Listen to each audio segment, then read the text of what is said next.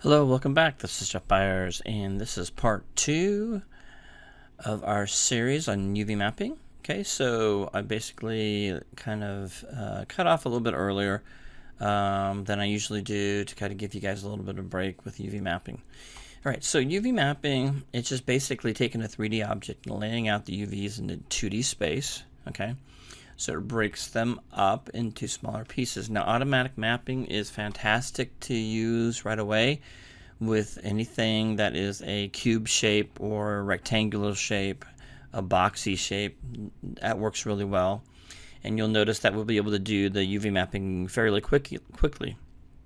What I want to do though, what I was explaining before in the video, I'm going to go ahead and recap that we need to make sure the wood grain is flowing the way it's supposed to in real life. So if we were to have the wood grain going side to side, back and forth on the table, as you see here, back and forth, the table would not have enough strength to hold up heavy objects. Okay, with the wood grain going this way, it will be able to hold heavy objects. Okay, it's a lot stronger.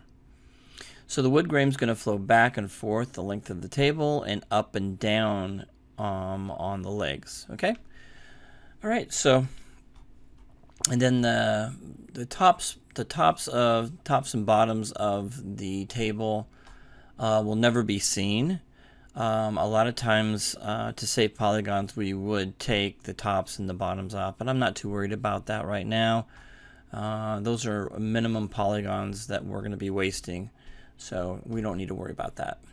So what we're going to do is we're going to click off of here. Okay.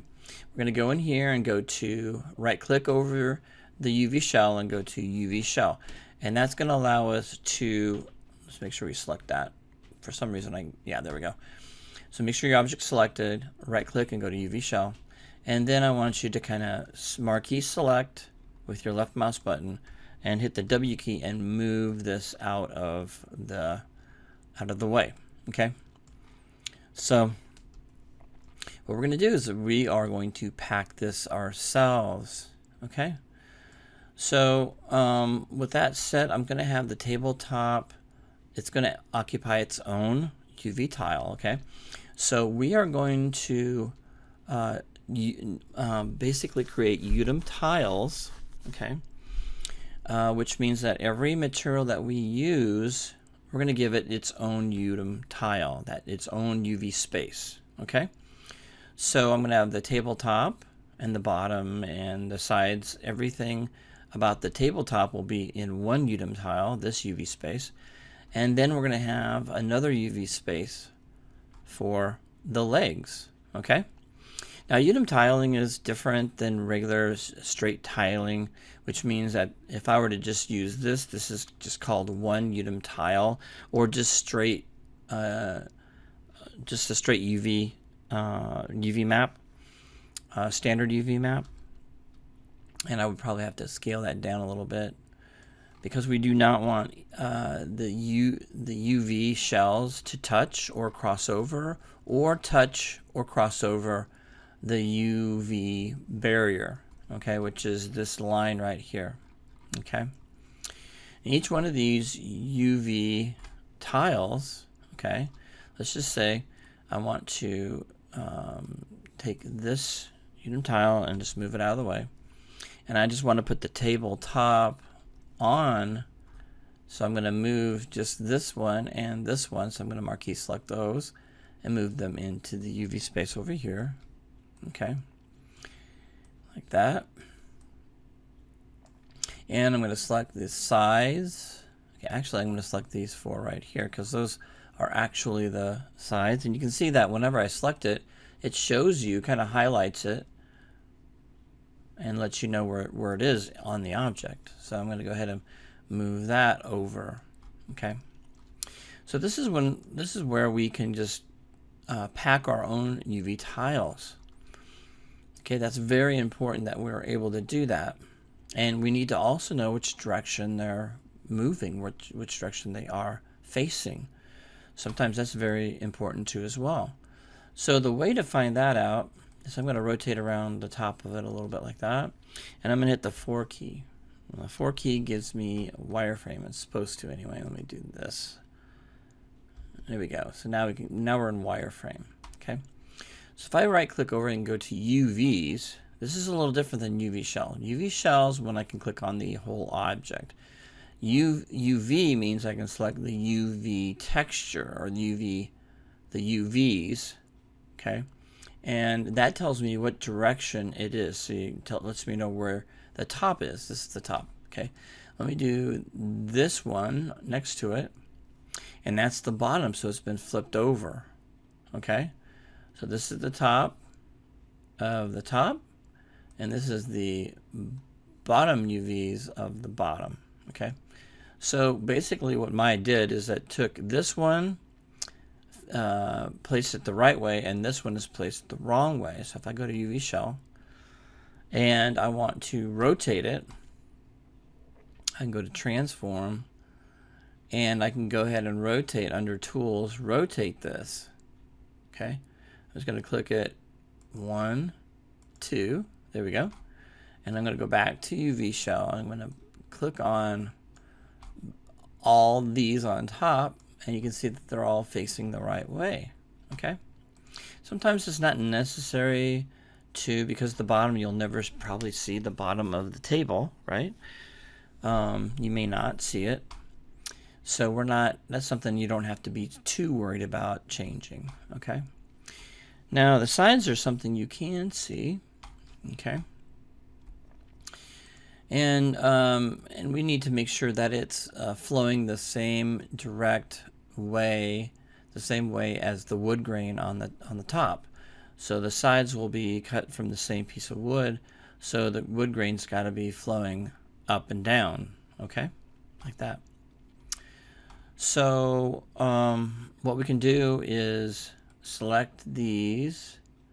Okay, and I'm going to show you what would be wrong with this. So I'm going to go in here. If this was like this, then the wood grain would be flowing the wrong way, because if I was in Substance Painter and I put a wood grain that's flowing this way, it would cut across the wrong way. So it just so happens that we had it right the first time. So that's what we're checking for.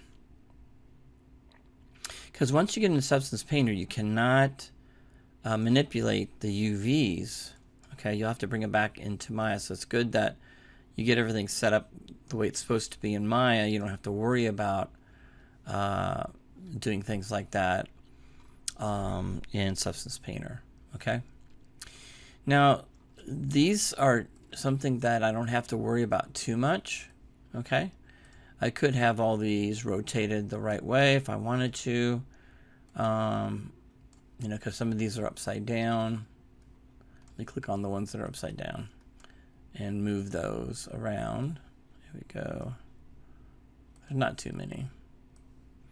And just select them and then rotate them all together like that. And then we could go in here. And since these are the legs, well, we could either give them a different material or we could give them the same material. It's really up to you what you want to do in Substance Painter. But more than likely, we'll probably add the same materials we had before. Okay? So a lot of times I'll go ahead and go in here and everything's proportioned properly. Okay? And if I was going to use this as one standard map, I would have to kind of cramp and scale the stuff in here to make it look a little bit better.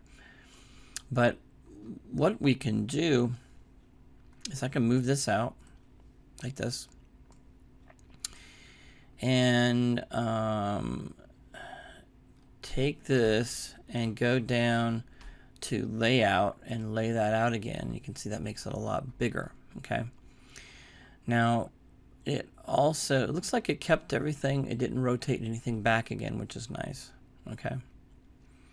So what we could do, what I like to do is make sure I'm in UV shell, is maybe take out, let me go back, Control Z back again, so we can kind of experiment a little bit.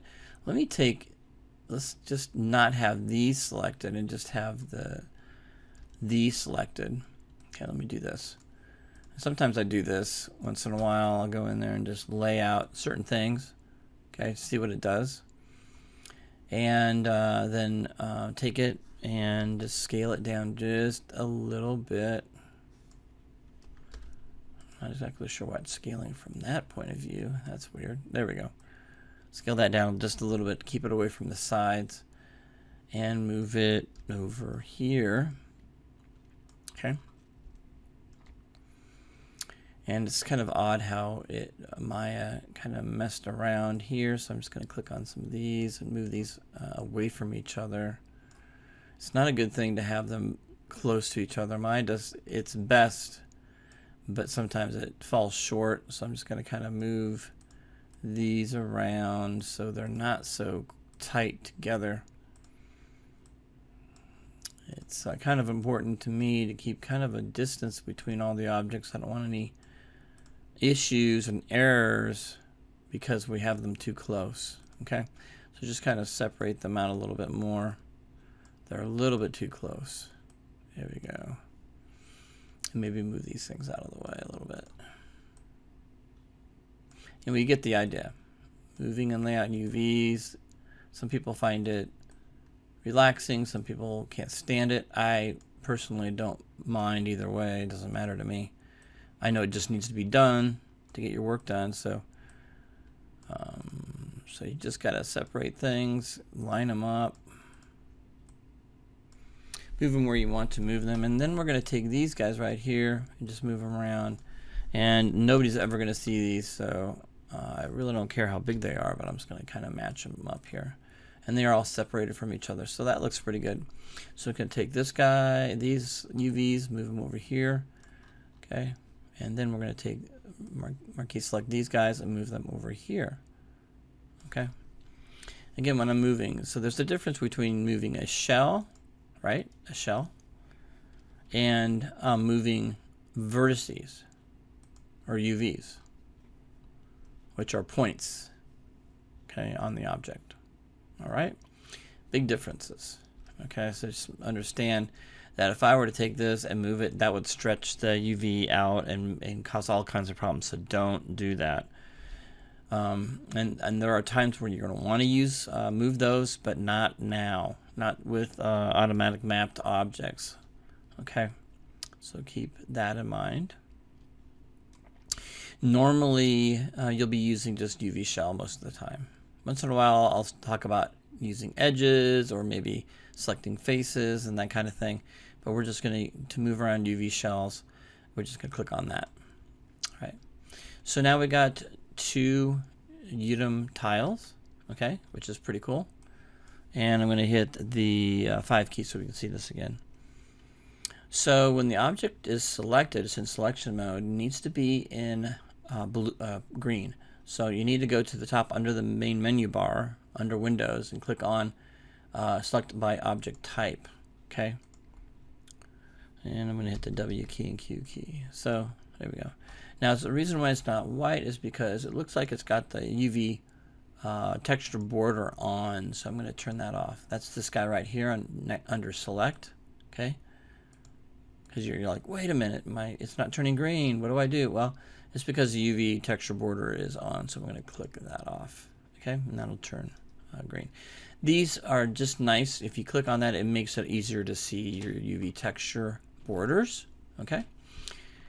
All right, that's where the UV was cut. Okay. And we're going to turn that off so we can see what's going on. Now the next thing I'm going to show you is texel density. Okay. What does that mean? Texel density is how dense the texels are, or sometimes people call them pixels, and resolution of the UV map. Okay, so if we're doing 2048 by 2048, we need to kind of make sure the texel density is the same between all of the objects. And it's going to take some time to get that done, but we're going to use the table as the template for the rest of them. Okay, so and you might want to have a piece of paper and a pencil set up so you know what your textile densities are for each object. Okay. So what is textile density and how does it look, and what we can do to manage that? So I'm going to click on, this is the object that, or the image that if you have on there, but we don't have any images or textures. So I'm going to click on the checkerboard. Okay. And this will show us how large the textile density is, or what it's set at. Okay. So you'll notice that the legs have a lot more resolution than the top of the table. That means the leg squares are smaller than the tabletop. So the tabletop has less resolution than the legs, and that's something we don't really want to happen. So I'm going to turn that off. Okay. So what I'm going to do is I need these UVs to be larger. So I'm going to select them, and I'm going to scale them up together as high as I can before it goes out of the object. Okay, right? So that's about as close as I want to get it. And just to turn on the texture or the UV borders, turn them on so I can see them. Okay, so you can see I don't have anything going out, but that's the largest I can make those objects. Okay. All right. So when I turn on, I'm going to turn off the texture border again, UV borders. Okay, so I'm going to click on this guy, and it helped a little bit, but the textures are still a little higher resolution on the legs. That's because they're bigger in proportion to the tabletop.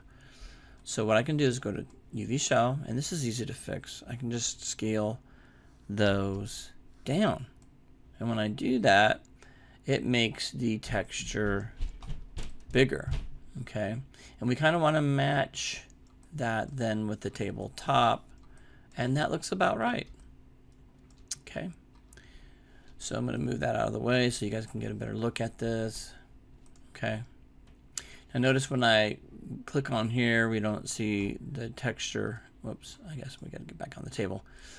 Zoom out a little bit and make sure the squares match up. Okay, and we want this the texture density, that's what we call the texture density, to be the same for all of these. Okay, so instead of doing it visually, I'm going to show you how to do it manually. So we're going to go in here, we're going to go to UV shell, and we're going to select these guys here. Okay, and we are going to go under transform and scroll down almost all, it is all the way to the bottom, and click on get. Okay, that's gonna actually collect the information on the textile density, and this one's 53.93. Let's just memorize that or write it down. And then I'm going to take this over here, I'm going to click on get. Okay, and that's 58. Okay, and this one is 53. This one is 58, or excuse me, this one is 53, and I need to go click on get, and this one is 58. So this is still off. Okay, so I'm going to marquee select these, click on get, okay, and then I'm going to select these and click on set. Now they're exactly the same. There's no guesswork. So I've actually took the textile density from here, and I went to click on get, and then I selected these, and then I added the textile density to this set. So click on set, and that added the textile density to these. Okay, so now when I click on the texture, the cubes, you can see that the textile density is perfectly aligned with the tabletop. Okay, so that's how you can fix textile density. And don't worry if you don't quite get it. We'll explain it more in class and kind of take you through why textile density is a big thing. Now, if you've played any games where the textile density is incorrect, and just think of this. Think of a game that you played where that the characters are highly detailed, and then your characters get up next to a building and the texture looks a little bit blurry. That's called textile density, and those are issues that that artists have with larger objects, and so they have to be careful, making sure the textile density is the same throughout the entire game. Otherwise, you have blurry surfaces on some, and then really fantastic looking sharp textures on other objects. So we want to keep it cohesive through the game art. Okay, and I know you've played games like that where maybe a boulder doesn't look as detailed as far as texture wise goes than another object in the same scene. And when it becomes really obvious is when they're put together, and then they're like, whoa, why didn't they catch this? So even AAA games that have a lot of time and money involved in are still, they struggle to get that. Let me click on that texture borders on. Okay. All right. Okay, next thing, turn it off, and we're ready to move on. It's not going to go away. I'm going to go to select. Okay. Selection, make sure you're in your object mode, and then we're going to go to UV mapping the next object. Okay. And I'll see you in the next video. Now, the first one is always hard because I'm explaining stuff, but the next time I go through and texture the chair, I'm going to go much faster. Okay. All right. I'll see you in the next video.